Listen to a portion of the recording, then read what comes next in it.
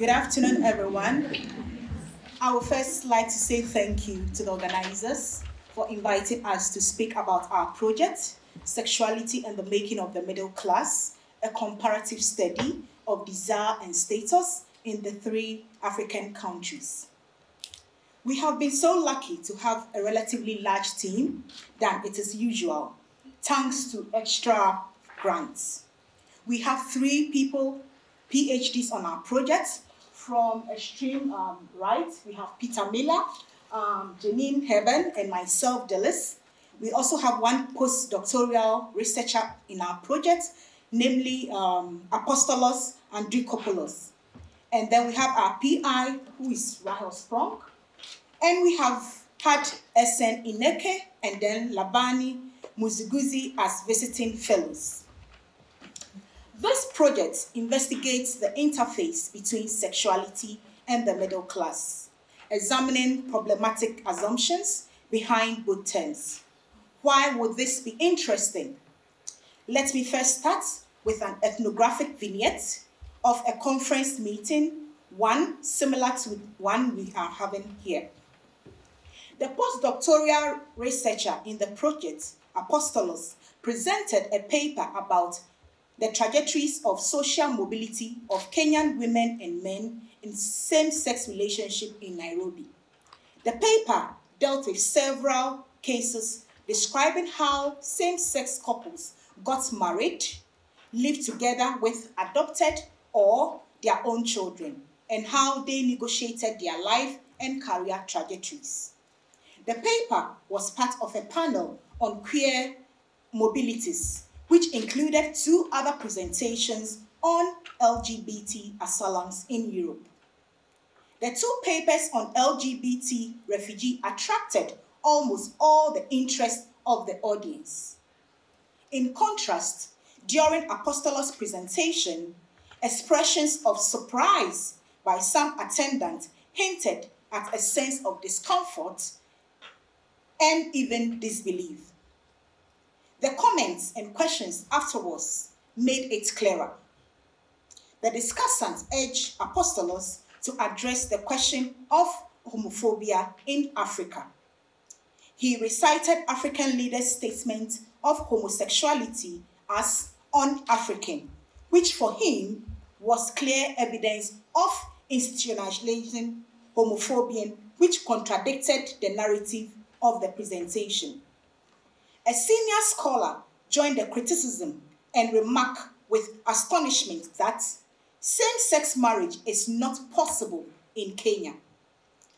His frustration only grew larger when Apostolos replied that same-sex marriage, at least between women, has existed in Kenya long before it was legalized in Europe. In short, it was not a pleasant moment for Apostolos. What is happening here? When an ethnographer, a scholar who has done extensive research on a certain topic, is not believed or even discredited by others who may not even have any knowledge about the particular context. Basically, the VD project dealt with the background of such reactions. That is how the current debate on the subject of sexuality and the middle classes articulate certain tendencies in the way scholarly discussions unfold, which are...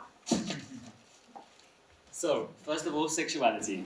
In the production of knowledge of sexuality, through our studies, we explored the accuracy of sexuality as an analytical concept. In its narrow sense, sexuality is nothing but the invention of 19th century European sexology.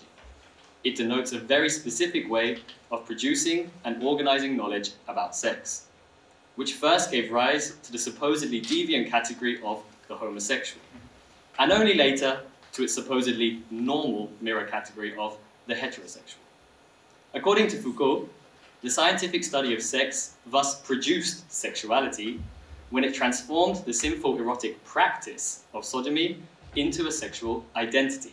And I quote, "While the sodomite had been a temporary aberration, the homosexual was now a species." Foucault's work has several implications, such as, and importantly, the emergence of the idea of sexuality as fundamental to one's social identity. The debates on sexuality in Africa also reflect, in turn, particular tendencies. Mostly, they articulate negative valuations of sexuality. Sex and sexuality are more often than not analysed in terms of violence and of being harmful. There are many studies about gendered and sexual violence, unsafe sex, poverty, social and health problems, yet hardly any about intimacy, affection, or erotic pleasure, particularly if you compare the literature with that on Europe. These tendencies provide food for thought about the way in which research agendas are organised and which epistemologies inform them. Next comes the middle class. The term middle class is also loaded with meanings. It's often approached with some apprehension, and in critical theory, it has a bad reputation. There is a certain discomfort with studying up, in contexts where the majority of the population lives in poverty. But not only that, the imperative to study the harsh dimensions of social life and to concentrate on inequality and oppression has cast the study of the middle classes in a suspicious light. The intense and dominant discussion about neoliberalist capitalism is partly responsible. Neoliberalism is discussed as structuring individual freedom as something that is desirable but increasingly out of reach, as infusing the capillary structures of life to such an extent that the most authentic or subjective ways of being are already implicated, usurped, and enclosed by neoliberal logics. In short, as giving rise to a false hope that belies promises of success. Neoliberalism often functions as a macro structure or explanatory background against which other things are understood. So the debate on the so-called new middle classes in Africa resonates judgments about licentious wealth as wasteful and socially corrosive, but even when the analyses are meant to be less disapproving, they communicate skepticism about relative wealth in the context of dire poverty. An undercurrent in these debates concerns the way critical analysis commonly approach neoliberalist capitalism as exploitative and as encapsulating people as willing victims. In other words, there are strong scholarly grooves in the way both sexuality and the middle class are studied. In the debate about the middle classes, the focus is on dismantling the subjectivating processes of neoliberalist capitalism and to show its monopolizing effects. Similarly, in feminist debates on gender and sexuality, the force of processes of subjectification is also emphasized. That is, how power constitutes normative gender roles and heterosexuality with non-normative expressions related to the margins. We do not argue with these analyses, but we also show the limiting perspectives to look at power as an all-pervasive, subjugating force. Power is much more ambiguous, as the research projects show. Moreover, they also show it is important to go beyond the usual binary of dominance and resistance. Lastly comes Africa. In the literature on Africa, the topics of social mobility, intimacy, and erotic pleasure hardly figure, as they do not fit the existing frames that have emerged in contemporary scholarship. There is a long history of racial stereotyping and ethnocentric modes of research, which is then articulated in research agendas. The result is a partial production of knowledge, and the focus on problems and conflicts only plays into stereotypes of a continent that is lost, a continent that has failed, or what have you. It effectively entrenches the idea of African matters as an a priori category in scholarly imagination and practice. In short, in this video project, we were concerned with the production of knowledge about African realities. Most of the individual research projects took an interest in same-sex intimacies, and this brings us back to the opening vignette. What is the effect of mainly studying violence, poverty, or ill health? We don't disagree with such research. On the contrary, it's important research. But when certain realities are left out of the picture, the production of knowledge is incomplete. Stereotypes and scholarly molds about African women and men prevent the comprehensive production of knowledge. Certainly, considering the position of Africa as second-rate standing, this is an urgent matter. Therefore, this project proposed to use African contemporary realities as innovative analytical directions of global heuristic value for the study of sexuality and middle class. Now, take a minute to look at these images of Rahel's research in Nairobi. It's not necessarily what comes first to mind in people's heads when they think of Africa. It's not the images that usually circulate. Rahel studies the making of the middle class, so to say, by focusing on people's ideas and practices of their relationships, their orientation in life, with regards to the role of their extended family, customs such as bridewell or circumcision, religion, their desires for a different kind of life for their children, sports and health, technology, professional work. Rahel follows the same group since 2001. The young urban professionals of then have today become middle-aged urban professionals. The 4 ethnographic projects in this study took the basic anthropological practice and followed people's desires to have a good life, their navigations of social expectations, and their negotiations for self-realization. The studies on middle classes did not take the term as a self-evident concept, not as a socio-economic category out there that we can find, but used people's experiences of aspiration for a good life to look at the middle classes as a classification in the making.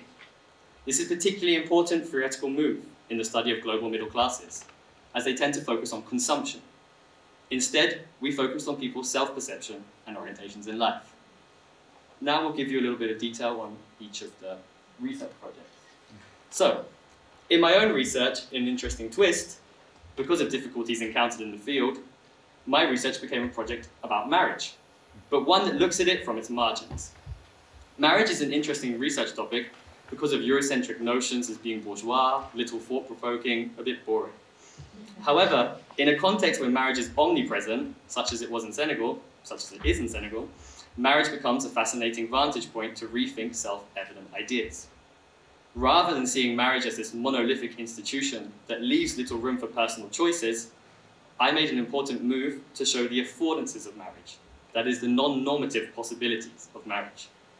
Marriage is a dominant structure, yes, but it's also highly unstable. It is flexible, and it leaves more space to maneuver than one may think. What's important here is to not take power for granted as a hegemonic dominant structure of suppression, but to study empirically what actually happens. Delaying marriage, resisting marriage, remaining divorced, and even creatively molding marriage to be more accommodating towards one's same-sex practices express ways to respectfully circumvent social expectations without undoing the cultural importance of marriage. Class also plays a crucial role here in creating the distance which enables people to take such non-normative positions. In other words, I queer marriage in my study through showing its non-normative affordances. My project is in the study that has been the most seriously focused on the interface of sexuality and the middle class. In my study on Ghana, in Tema, I collected life stories from 3 generations of Ghanaian women and men, showing the reconfiguration of gender relation, marriage, and gendered self-understandings in people's life course, as well as over time since the early post-colonial era. I outline how in processes of social mobility, ties with extended family weighed, and people have to redirect their life orientation because of the desire to do better. For instance, people had to be very focused on their education and thus had to decide not to redistribute the little income they had. This goes against very strong cultural understanding of being in the world. They focus more on their spousal relationship and their nuclear family. Bride wealth, for instance, became a focal point in the desire to do things differently. In short, groups that aspire to middle-class status play a salient role in debate about gender equality and traditional in marriages, as ideas and practices of distinction are typically articulated via gender and sexuality. Janine Herben project concerned the lives of women, some of whom can fall under many known rubrics such as single mothers, LGBT, precarious lives in rural and suburban Tanzania. Yet, none of these labels captures the vicissitudes and women's resilience and strength well. These women are crafty and stout in the way they fashion their lives and take responsibility for their families, as women living without a male spouse, and some also engaging in female same-sex intimacy. Particularly, their lives and experiences evade global LGBT politics, focusing on suppression versus freedom, on sexual identity as a central aspect of social identity, or on ideas of alterity. In contrast, these women are members of neighborhood associations and are very strong cultural institutions, and thus show their solid position in the community as respectable members. This study challenges the normative inclination of feminist analysis, which rests on an idea of liberal subjects and which articulates particular ethnocentric assumption of autonomy and subjecthood. The postdoc Apostolos project has been mentioned in the earlier vignettes. The main outcome is the realization that homophobia and acceptance to do coexist, and that this coexistence reflects a complex reality. This has major implications for many activist and scholarly endeavors. In conclusion, this project has studied sexuality and middle class beyond Eurocentric notions. The result poses pressing questions about sexuality. That is, the importance to recognize more effectively its recent cultural history, giving rise to the idea of sexual identity, the heterosexual matrix based on binary oppositions of sex and gender, and the resulting reflex to think in oppositions in relation to non-normative behavior.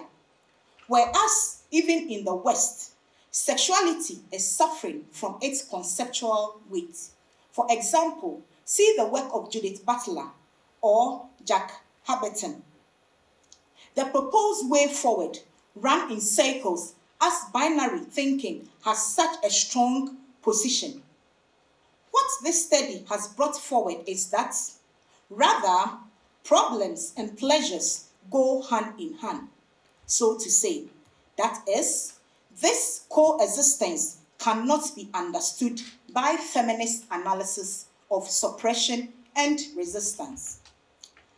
Also, we need a new language, such as erotic practice and experience, gendered sense of self, and more. The study theorizes the middle class as a desirable position and thus as a classification in the making, emerging from ideas of distinction, such as the importance of women professionalization in the post-colonial era. The middle class is thus not a fixed category, but needs to be studied as process, where the question of what constitutes the middle class needs to be substituted in favor of an exploration of when, where, how, and why being middle class becomes an option, a possibility, desirable, or a problem. Moreover, the middle classes show very different realities than their counterparts in the global north. In other words, we show that African contemporary realities are not just interesting for studying cultural difference, as it is usually the case, but as a place of theorizing from. Thank you.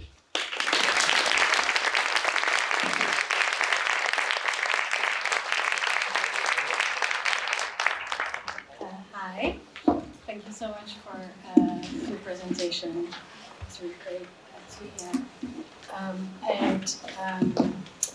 Yeah, I was very inspired and tickled by how you problematize how you look at knowledge production and also a very specific type of knowledge production and how it how it needs to be problematized, but also how you diversify it, or perhaps even pluriversalize it, and how sexuality is such a privileged side of to look at these things. I was also interested in to talk or to ask you about the historical development of this very specific type of knowledge and what it does in relation to sexuality. And so I was wondering whether, as a first question to dive into it, you could maybe speak a little bit. Oh yeah, thanks. If you could maybe speak a little bit about the colonial continuities, or perhaps discontinuities in the regulation of intimacy, sexuality, and the specific types of visibilities and invisibilities of these forms of intimacies, and what that does to, I guess, both class formation in these 3 African countries, but also in the knowledge production around it. So what are these colonial continuities and discontinuities, and how it informs and recurs in your research? Very good question. Very interesting.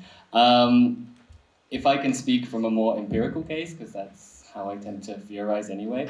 In the Senegalese case, if we want to look at same-sex intimacies in particular, in the Senegalese case, we have this kind of ambiguity a little bit around this, but when the colonizers came, there was these effeminate men, we can say, gorjigin in Wolof, which literally means man, woman. So it's men who are biological males, but who behave socially more like women.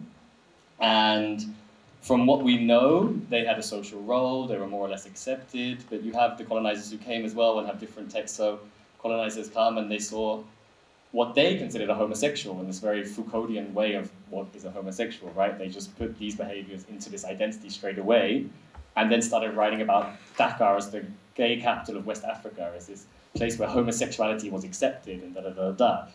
But they didn't really understand what was the social role of these people. And for these people, there was nothing to do with sexuality, it was about gender. And we arrive today now where the Gorjigin has become a synonym of homosexual. And they're some of the most persecuted people in Senegalese society, discriminated against, beaten up, thrown in prison. But then the local leaders painted this as an import from the West. It was the colonizers who came here and introduced this vice, and now these people are copying it. But through the whole colonization process, we lost all the history that was there, like local embodied history of who these people were and their social role. So these colonization, even if we're in the post-colonial 60 years after independence, these things that happened during colonization are still having such strong impacts on people on the ground today. So it's very much still felt, these continuities, I believe. Just to add a little, maybe drawing from my field, not so much of intimacy, but when we look at the issue of bride wealth, there has been some continuity after the coloniality and after post-Cold War. Because earlier, when it comes to bride wealth, people were dealing with more of material things. But after the colonial intervention, with this cash economy and everything, even though people still practice this bride wealth or marriage things, it is now deal more in cash or financial things. So there is a continuity of the same thing being practiced, but there has been a shift in how it is being practiced. Thank you. And going from that, I was wondering how does it function in... So I was very interested by how you talked about the necessity to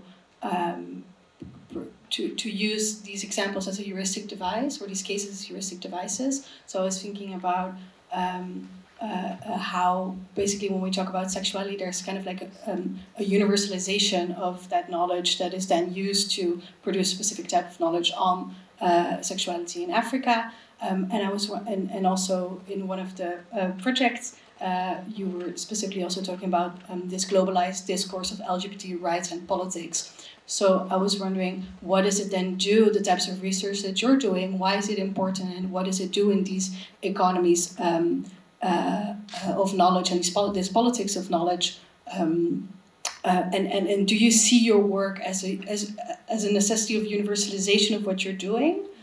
or is it something else? Does it? The last part, I didn't quite follow. So whether do you think it's important? Do you think because you're saying like these are not just comparisons, but it's a heuristic device to theorize from these cases, right? And so, do you need a universalization of these theories, or do you need something completely different when we talk about sexuality? I think, thank you for the interesting question.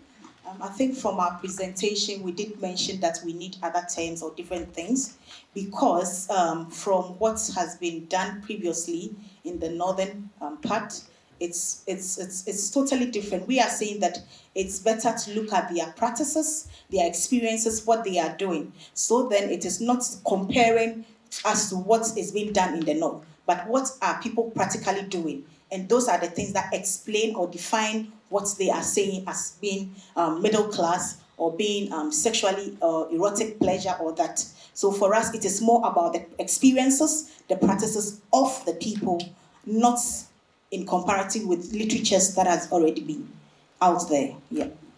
Yeah, and I think this is part of like a decolonization movement as well. Then to actually make your theory from the empirical cases in the country and not take your theories there and try and smush them on, It's like with this sexual practices or sexual identity discourse, this very Foucauldian Western idea that I am gay and that's who I am, this is a part of me.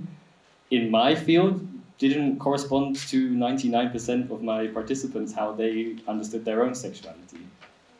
So decoupling these things is, it's super important. Should it go universal? Maybe. But only if it applies to the cases you find on the ground as well, I believe. Okay, so now you tickled me by saying decolonization. Do you think that's something that, like when we talk about sexuality, that's something like a concept like decolonization is helpful, or do you think it's more like a buzzword, or like is this decolonization this type of work? Can you call it decolonization or not?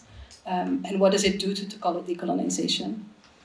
I will say decolonization here is very helpful because we initially said that when it comes to talking about Africa sexuality, we are talking about all the negative stuff, the poverty, the infidelity, and all those things. So if you are decolonizing it in this context, meaning what is being done there, what are the other stories, what are the other aspects of the people, not only one-sided, but then looking at the full context of the people, what other experiences are they having, then we are decolonizing it. We are not just saying one part of the story, but we are having a complete story. So for me, decolonization comes in here, and then it is going to be very helpful if you are able to get all the story complete together, not just one side. Okay, another question or? If it's very short. Okay, super short. Super short. No, it's Final words. It's not going to be short, but I can answer very short. Nothing is ever short. So I was just, because you talked in the vignette about like how all these other scholars that were more interested by LGBT migration and politics, and so I was really wondering, like, do you consider the type of work that you're doing also important in how it informs geopolitical policies, development policies, and migration policies? Is that something you're looking towards when you think about your work, or is it just really about the creation of these different ways of understanding class formation and sexuality? Yeah, personally, I mean, I don't think anyone on our team is particularly oriented towards policy necessarily, but it's not necessary to frame policies directly, but it frames the production of knowledge. If we can talk about things in these more nuanced ways where we recognize that other sides do exist, acceptance and persecution coexist, these kind of things, then we can have a more nuanced, balanced conversation about it. People in Africa can also be rich, they can be wealthy, not everyone is poor, It's breaking down these stereotypes that are super important in the production of knowledge, which will then, hopefully, go into the work of other researchers who then may do policy work. Just everyone here. Yeah. Okay, cool, thanks. Thank Thanks so you. much.